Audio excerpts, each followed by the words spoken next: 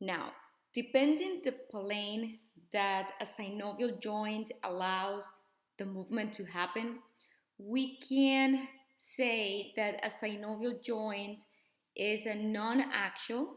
That means that allows movement in none of the axis or of the planes of the body. Uniaxial meaning that it allows movement in just one plane, either in the sagittal, in the frontal, or in the transverse. Biaxial that allows movement in two planes, biaxial, like usually in the sagittal plane, so flexion, extension, and in the frontal plane, so either lateral flexion or abduction, adduction. The multi-axial joint allows movement in the three planes, in the transverse, in the sagittal, and in the frontal. Knowing this, we now can apply this to the next classification of synovial joints. Now we are just discussing this section, which is the classification only of synovial joints. Synovial joints. So synovial joints, remember they're diarthrotic joints. They can be depending on the bony surfaces of the bones that are forming the articulation. They can be plain joints, and these joints, in here we can see an example between the carpal bones.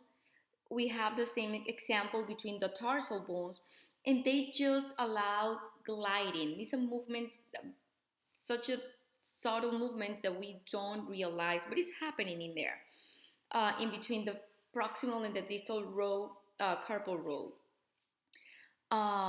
So this is the gliding movement. See, like both articulating surfaces are flat and one articulating surface slide past the other. So these are non-axial. The movement is not happening is not flexion extension in the frontal, in the sagittal plane, is not abduction or adduction in the frontal plane, and it's not rotation in the along the transverse plane. Now look at the pivot joints. Pivot joints, and look, this is the proximal radial ulnar joint, where the head of the radius articulates with the radial notch of the ulna, and there is a ligament around that keeps secure the head of the radius in there. So right in there, we can, or this type of joints can perform rotation during the movements of pronation and supination of the forearm.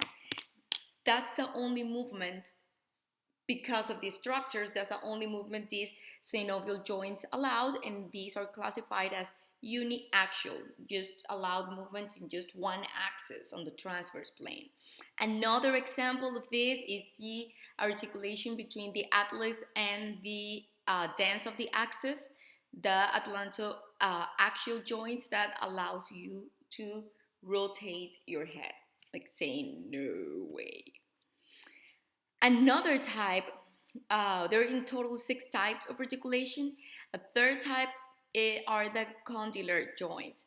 And in the condylar joints, we have mentioned this several times during this course and in the lab as well. And we have mentioned the condyles of the bones as a landmark that is usually a convex projection of bone that is always, when we see the word condyle, means that it's an articulating surface, and usually articulate with another part that receives that condyle, that convex structure, and the other one is a concave structure. So these two surfaces match together. And example of this, well, we can see in here the metacarpophalangeal joint. Another example that we have described is the temporomandibular joint between the condylar process of the mandible and the mandibular fossa of the temporal bone. So as you can see, given the convex uh, surface or structure of this uh, bony end, we can move this articulation in the frontal plane. So that will be flexion extension. I'm sorry, in the sagittal plane, that will be flexion extension, and also in the lateral frontal plane. So this is abduction and adduction. So we call these articulations, or we say that these articulations are biaxial. Another example is the saddle joints, and saddle joints are found between the trapezoid, the carpo-metacarpal articulation, the first carpo-metacarpal articulation.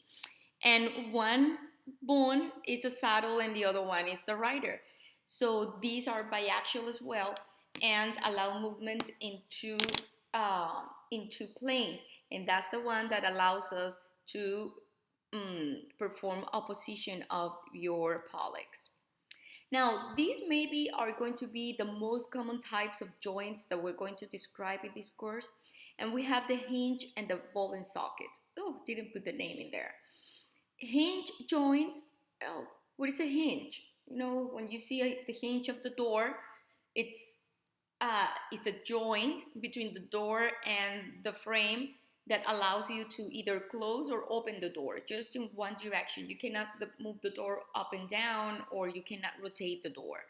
Same thing in here.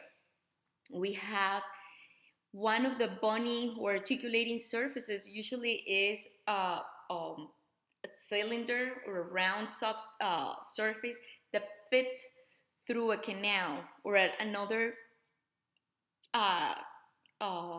like a canal or a furrow in there. The best example in here that we know so far is the elbow joint, where the trochlea of the humerus fits in the trochlear notch of the ulna. Other examples are the knee joint, the ankle joint, the joints, the interphalangeal joints, and see that they're uniaxial. They allow movements just in one plane. It's just flexion extension. We cannot perform abduction or adduction. Same thing with the elbow, just flexion extension. There's no other movement that we can perform in there. And the last type of synovial joints, Okay, the last type of synovial joints are the ball and socket type of joints. And in here you have one ball, one of the bony or the bones, the bony ends is a ball, and the other one is a socket. And the socket receives that ball. Examples, we know them at the shoulder, the glenohumeral joint between the head of the humerus and the almost flat glenoid cavity. But still, it is a ball and socket joint. Another example is the hip joint between, or the coxofemoral joint between the head of the femur and the acetabulum in the coxal bone. So as you can see, given that this the ball, it is a ball, is a complete, almost a complete sphere, it can allow the movements in any directions. Those are the type of synovial joints that we can move the most, and we call them multi-axial because they allow movements in the three planes. We can perform flexion extension in the sagittal plane. We can perform abduction and adduction in the frontal plane, and we can perform also rotation along the longitudinal axis. That's it. Now, in the next video, I just want to talk about what is that gives the stability to a joint. What are the features that can keep a joint stable? So, see you in the next video.